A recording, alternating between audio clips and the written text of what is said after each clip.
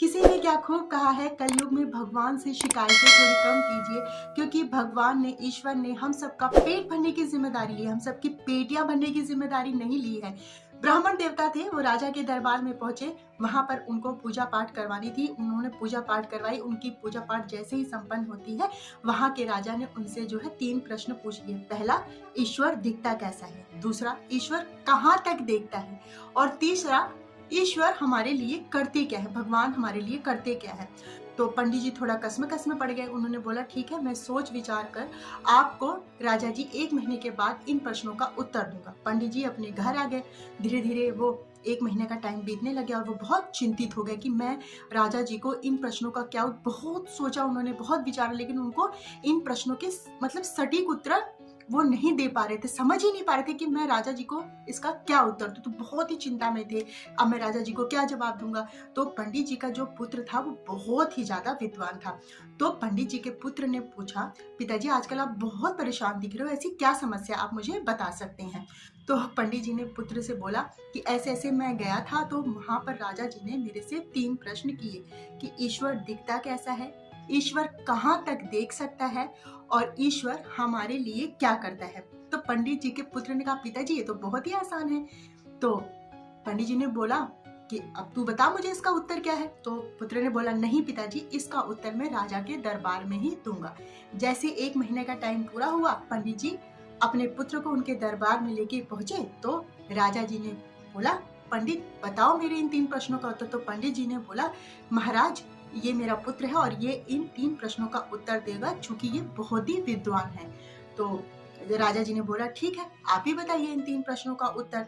तो पंडित जी के पुत्र ने बोला, महाराज आप इतने बड़े राज्य के राजा हैं और इतने बड़े हैं, इतने विद्वान हैं, और आपके दरबार में अतिथि आया है, आपने ना उससे जलपान के बारे में पूछा और आते ही तुरंत आपने उससे सवाल जवाब करना शुरू कर दिया। तो राजा जी को ये बात जो है थोड़ी सी चुभी और उनको बुरी लगी, वो शर्मिंदगी भी महसूस हुई कि मेरे बारे में मतलब ये अच्छा नहीं हुआ ऐसा। तो फिर राजा जी ने तुरंत जलपान की व्यवस्था कराई, दूध, पानी, फल, मिष्ठान सब कुछ आया।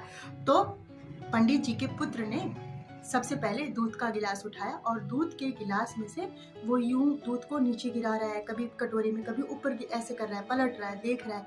तो राजा जी ने बोला, अरे आप इसको ग्रहण करने की बजाय आप इसको इधर से उधर पलट रहे हैं, इसमें ऐसा क्या देख रहे हैं?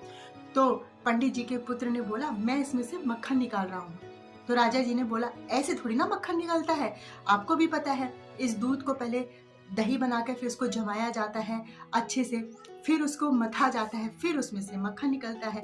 तो पंडित जी के पुत्र ने कहा, हाँ महाराज आप एकदम सही कह रहे हैं। उसी तरीके से अगर ईश्वर को देखना है तो आपको पहले नियम धर्म करने पड़ेंगे, पूजा पाठ करने पड़ेंगे, तपस्या करनी पड़ेगी, तब आपको ईश्वर के दर्शन होंगे। इतना आसान नहीं है ईश्वर का दर्शन करना।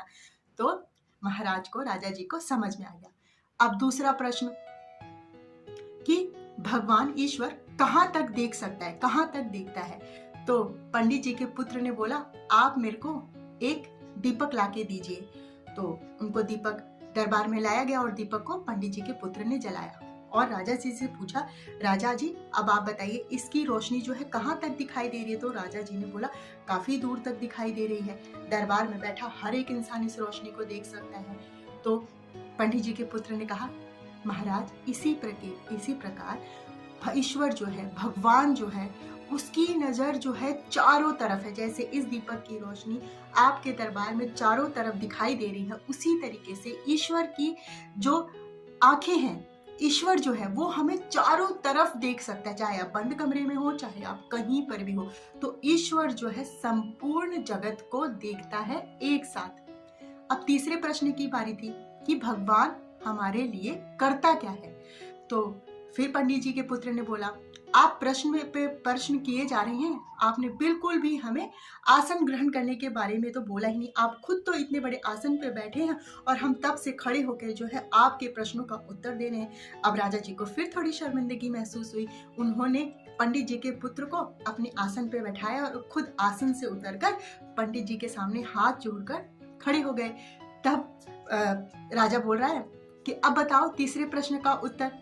तो पंडित जी के पुत्र ने कहा, राजा जी आप स्वयं देख रहे हैं, फिर भी आप मुझसे तीसरे प्रश्न का उत्तर पूछ रहे हैं। ईश्वर एक पल में, एक क्षण में राजा को रंक और रंक को राजा बना देता है। थोड़ी देर पहले आप इस आसन पे विराजमान थे और मैं नीचे हाथ जोड़े खड़ा था, और अब देखिए आप नीचे हाथ जोड़े खड़े हैं और मैं इस आसन पर विराजमान हूँ। तो भगवान एक पल में, एक ही क्षण में राजा को रंक, रंक को राजा बना सकता है। ये देखिए, उसका प्रमाण साक्षात आपके सामने है। तो तीनों चीजें समझ में आ गई। तो उसी प्रकार से आप भी जिंदगी का सार समझिए। ईश्वर सब कुछ है, ईश्वर हर जगह विद्यमान है और ईश्वर ही हमारे लिए सब कुछ करता है। कर्म हम करते हैं, कर्म हमें करना भी पड़ेगा। बिना कर्म के फल नहीं मिलता है और बिना कर्म के फल की इच्छा भी नहीं करनी चाहिए, ये तो गीता में लिखा ही है। तो आई होप सो आपको ये वीडियो पसंद आई होगी। पसंद आए तो प्लीज लाइक, शेयर, कमेंट, और इसमें थोड़ा सा भी अगर आपको कुछ सीखने के लिए मिले ना, तो मैं अपने आप को बहुत ही खुश नसीब मानूंगी। तो इसी के साथ मिलते हैं नेक्स्ट वीडियो में। बाय फ्रेंड्स, और सब्सक्राइब करना ना भूलें। राधे राधे।